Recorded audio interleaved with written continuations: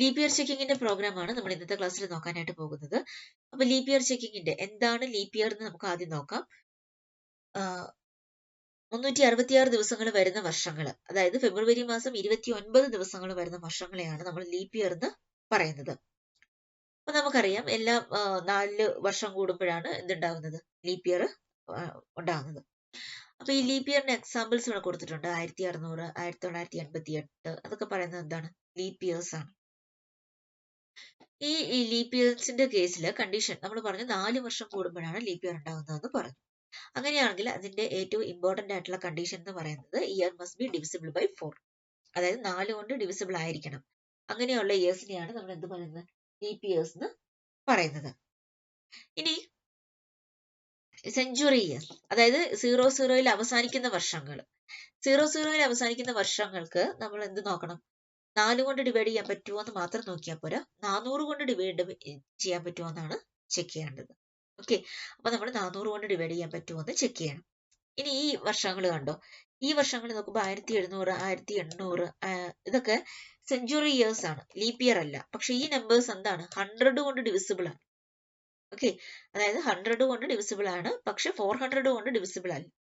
അപ്പൊ അതും കൂടി നമ്മളൊന്ന് ചെക്ക് ചെയ്യണം. അപ്പൊ അതിന് നമ്മളിപ്പോ എടുക്കുന്ന ഒരു കണ്ടീഷൻ എന്ന് പറയുന്നത്, ആദ്യം നമ്മൾ 400 കൊണ്ട് ചെക്ക് ചെയ്ത് നോക്കും, എക്സാക്ട്ലി ഡിവിസിബിൾ ബൈ 400 ആണോ എന്ന് ചെക്ക് ചെയ്യും.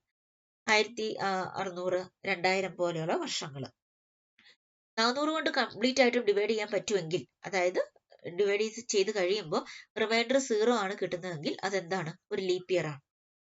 ഇനി 400 കൊണ്ട് ഡിവൈഡ് ചെയ്യാൻ പറ്റത്തില്ല, 400 കൊണ്ട് ഡിവൈഡ് ചെയ്യാനായിട്ട് പറ്റില്ല, പക്ഷെ 100 കൊണ്ട് ഡിവൈഡ് ചെയ്യാൻ പറ്റും. അതായത് ഈ നമ്പേഴ്സ്, ഇത് 400 കൊണ്ട് ഡിവൈഡ് ചെയ്യാനായിട്ട് പറ്റില്ല, പക്ഷെ 100 കൊണ്ട് ഡിവൈഡ് ചെയ്യാനായിട്ട് പറ്റും. അങ്ങനെയാണെങ്കിൽ അതെന്താണ്, അത് ലീപ് ഇയർ അല്ല, അത് സെഞ്ചുറി ഇയർ ആണ്. ഓക്കെ, 400 കൊണ്ട് ഡിവൈഡ് ചെയ്യാൻ പറ്റില്ല, പക്ഷെ 100 കൊണ്ട് ഡിവൈഡ് ചെയ്യാനായിട്ട് പറ്റും. അങ്ങനെയുള്ള നമ്പേഴ്സ് എന്താണ്, ലീപ് ഇയർ ആണ്. സോറി, ലീപ് ഇയർ അല്ല, സെഞ്ചുറി ഇയർ ആണ്. അപ്പൊ അത് ലീപ് ഇയർ അല്ല എന്നുള്ള മെസ്സേജ് നമ്മൾ പ്രിന്റ് ചെയ്തു. ഇനി ഈ രണ്ട് കണ്ടീഷനും ഇല്ല, 400 കൊണ്ട് ഡിവൈഡ് ചെയ്യാനും പറ്റില്ല, 100 കൊണ്ട് ഡിവൈഡ് ചെയ്യാനും പറ്റില്ല. അങ്ങനെയാണെങ്കിൽ പിന്നെ ലാസ്റ്റ് നോക്കേണ്ട കണ്ടീഷൻ എന്താണ്, 4 കൊണ്ട് ഡിവൈഡ് ചെയ്യാൻ പറ്റുമോ നമ്മൾ ചെക്ക് ചെയ്യണം.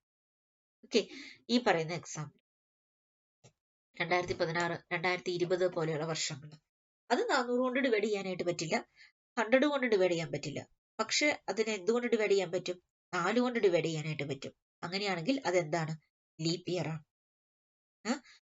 ഇനി ഈ എല്ലാ കണ്ടീഷനും ഫോൾസ് എന്നുള്ള വാല്യൂ ആണ് റിട്ടേൺ ചെയ്യുന്നതെങ്കിൽ നമുക്ക് ഉറപ്പിച്ച് പറയാം എന്താണ്, ആ വർഷം ഒരു ലീപ് ഇയർ അല്ല എന്ന് നമുക്ക് പറയാനായിട്ട് പറ്റും. ഓക്കെ, ഇതാണ് ലീപ് ഇയറിന്റെ കണ്ടീഷൻ. നമുക്ക് അതിന്റെ പ്രോഗ്രാം എഴുതി നോക്കാം. ആദ്യമേ തന്നെ ആവശ്യമായിട്ടുള്ള ഹെഡർ ഫയൽസ് ഇൻക്ലൂഡ് ചെയ്തു.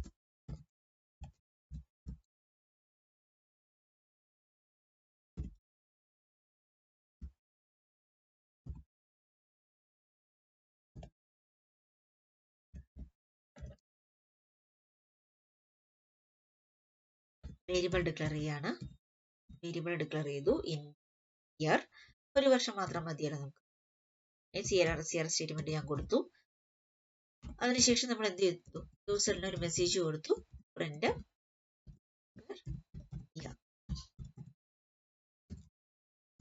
ഇയർ എന്ന് പറഞ്ഞൊരു മെസ്സേജ് കൊടുത്തു.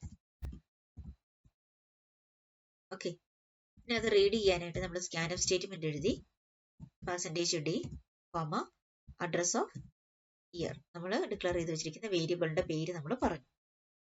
ഒന്നിൽ കൂടുതൽ കണ്ടീഷൻ ചെക്ക് ചെയ്യണം അല്ലെ, 400 കൊണ്ട് ഡിവൈഡ് ചെയ്യാൻ പറ്റുമോ നോക്കണം, 100 കൊണ്ട് ഡിവൈഡ് ചെയ്യാൻ പറ്റുമോ നോക്കണം, 4 കൊണ്ട് ഡിവൈഡ് ചെയ്യാൻ പറ്റുമോ നോക്കണം. അങ്ങനെ ഒന്നിലധികം കണ്ടീഷൻസ് വരുന്നത് കൊണ്ട് നമ്മൾ ഏതാണ് ഈ സ്ട്രക്ചറാണ് യൂസ് ചെയ്യുന്നത്, എൽസിഫ് ലാഡർ എന്നുള്ള സ്ട്രക്ചറാണ് നമ്മൾ യൂസ് ചെയ്യുന്നത്. ഒന്നിൽ കൂടുതൽ കണ്ടീഷൻസ് ചെക്ക് ചെയ്യണമെങ്കിൽ നമുക്ക് നെസ്റ്റഡ് സ്ട്രക്ചർ യൂസ് ചെയ്യാം. കുറച്ചും കൂടി ഈസി ആയിട്ട് നമ്മൾ എൽസിഫ് ലാഡർ ആണ് യൂസ് ചെയ്യുന്നത്. അപ്പൊ ആദ്യമേ തന്നെ നമ്മുടെ കണ്ടീഷൻ ചെക്ക് ചെയ്തു, ഇയർ ഡിവിസിബിൾ ആണോ അല്ലയോ എന്ന് ചെക്ക് ചെയ്യാനായിട്ട് നമ്മൾ മോഡുലസ് ഓപ്പറേറ്റർ ആണ് കൊടുക്കുന്നത്, മോഡുലസ്. അപ്പൊ അത് റിമൈൻഡർ റിട്ടേൺ ചെയ്യും. ആ റിമൈൻഡർ ചെക്ക് ചെയ്തിട്ടാണ് നമ്മൾ ഡിവിസിബിൾ ആണോ അല്ലയോ എന്ന് പറയുന്നത്. അപ്പൊ 4 കൊണ്ട് ഡിവൈഡ് ചെയ്യുമ്പോൾ റിമൈൻഡർ 0 ആണ് കിട്ടുന്നതെങ്കിൽ വാല്യൂ എന്താണ്, ഡിവിസിബിൾ ആണ്. ഓക്കെ, 400 കൊണ്ട് ഡിവിസിബിൾ ആണ് നമുക്ക് പറയാനായിട്ട് പറ്റും. For year modulus 400 is equal to 0. അതായത് 4 കൊണ്ട് ഡിവൈഡ് ചെയ്യാൻ പറ്റും എങ്കിൽ നമ്മൾ എന്ത് പറഞ്ഞു? പ്രിന്റ് എഫ് ലീപ് ഇയർ എന്ന് പ്രിന്റ് ചെയ്തു.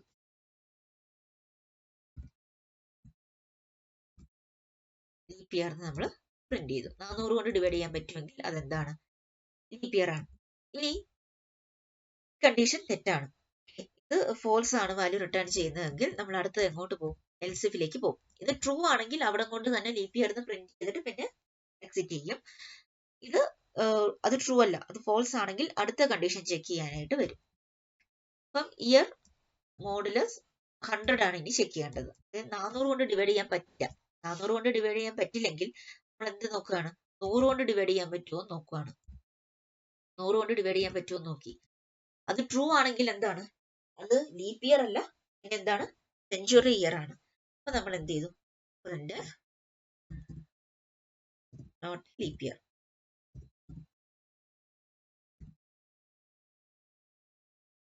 ലീപ് ഇയർ എന്ന് പ്രിന്റ് ചെയ്തു.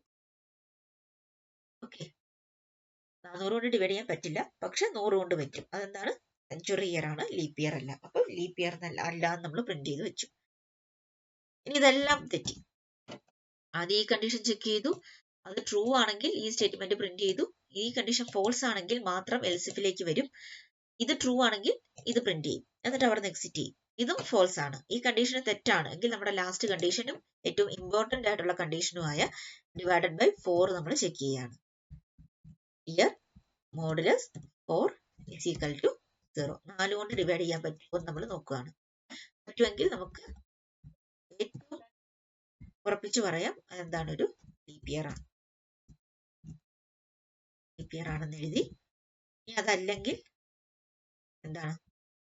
അത് ഈ എല്ലാ കണ്ടീഷനും തെറ്റാണ്, ഇതെല്ലാ കണ്ടീഷനും ഫോൾസ് എന്നുള്ള വാല്യൂ ആണ് റിട്ടേൺ ചെയ്യുന്നതെങ്കിൽ നമുക്ക് ഇപ്പോഴും ഉറപ്പിച്ചു പറയാം എന്താണ്? അതൊരു ലീപ് ഇയർ അല്ല എന്ന് പറയാം.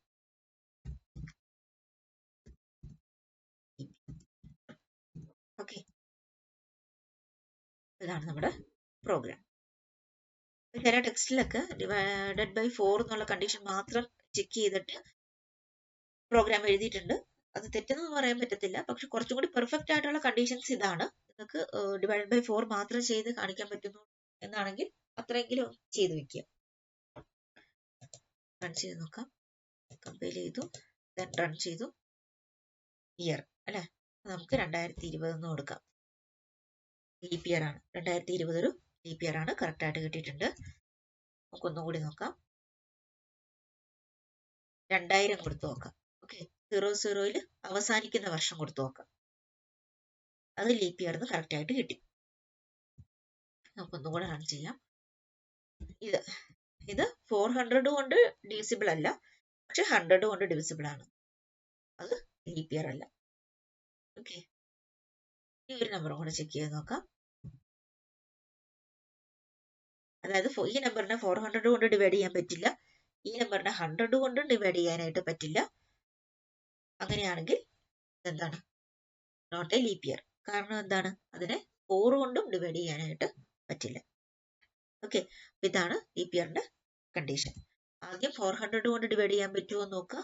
അത് 00യിൽ അവസാനിക്കുന്ന വർഷങ്ങൾക്ക് വേണ്ടിയിട്ട് ആണെങ്കിൽ അതെന്താണ്? ലീപ് ഇയർ ആണെന്ന് പറയുക.